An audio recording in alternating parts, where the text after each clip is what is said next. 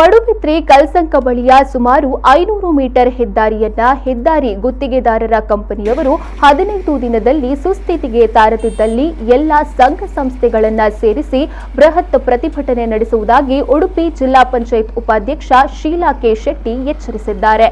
ಪಡುಬಿದ್ರಿಯ ಕಲ್ಸಂಕ ಬಳಿ ಹೆದ್ದಾರಿಯು ಸುಮಾರು 500 ಮೀಟರ್ ಪ್ರದೇಶ ಸಂಪೂರ್ಣ ಹದಗೆಟ್ಟಿದೆ. ಈ ರಸ್ತೆಯಲ್ಲಿ ಸಂಚರಿಸುವುದೇ ದುಸ್ತರವಾಗಿದೆ.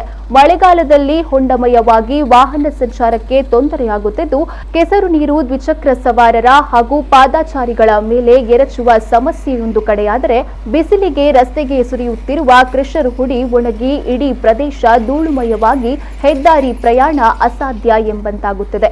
ಈ ಬಗ್ಗೆ ಮಾಧ್ಯಮಗಳು ನಿರಂತರವಾಗಿ ವರದಿ ಬಿತ್ತರಿಸುತ್ತಿದ್ದರೂ ಅಧಿಕಾರಿಗಳ ಸಹಿತ ಜನಪ್ರತಿನಿಧಿಗಳು ಸ್ಪಂದಿಸುತ್ತಿಲ್ಲ.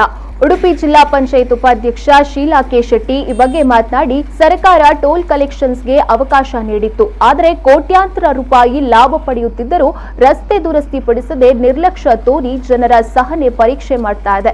ಮುಂದಿನ 15 ದಿನಗಳ ಒಳಗೆ ಸೂಕ್ತ ಹೆದ್ದಾರಿ ಕಲ್ಪಿಸದಿದ್ದರೆ ಸ್ಥಳೀಯ ಎಲ್ಲಾ ಸಂಘ ಸಂಸ್ಥೆಗಳ ಜೊತೆಗೂಡಿ ರಸ್ತೆ ತಡೆ ಮಾಡುತ್ತೇವೆ ಎಂಬುದಾಗಿ ಹೆದ್ದಾರಿ ಗುತ್ತಿಗೆ ಪಡೆದಿರುವ ನವಯುಗ ಕಂಪನಿಗೆ ಶೀಲಾ ಶೆಟ್ಟಿ ಎಚ್ಚರಿಕೆ ನೀಡಿದ್ದಾರೆ.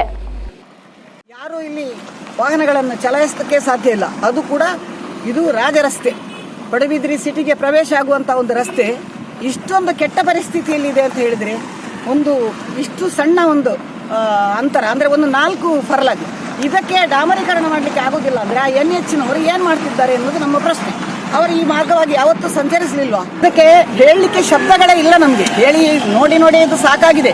2 ವಾರದೊಳಗೆ ಈ ರಸ್ತೆ ಡಾಮರೀಕರಣ ಆಗದಿದ್ರೆ ಖಂಡಿತ ಇಲ್ಲಿ ರಸ್ತೆ ತಡೆ ಮಾಡ್ತೇವೆ. ಬೃಹತ್ ಸಂಖ್ಯೆಯಲ್ಲಿ ಜನರನ್ನು ಒಟ್ಟು ಮಾಡ್ತೇವೆ. ಎಲ್ಲ ಸಂಘ ಸಂಸ್ಥೆಗಳು, ಟೂರಿಸ್ಟ್ ವಾಹನಗಳ ಮಾಲಕರು, ಚಾಲಕರು ಎಲ್ಲರೂ ಸೇರಿ ಇಲ್ಲಿ ರಸ್ತೆ ತಡೆ ಮಾಡ್ಲಿಕ್ಕಿದ್ದೇವೆ. ನಾವು ನೆನಪಿರ್ಲಿ.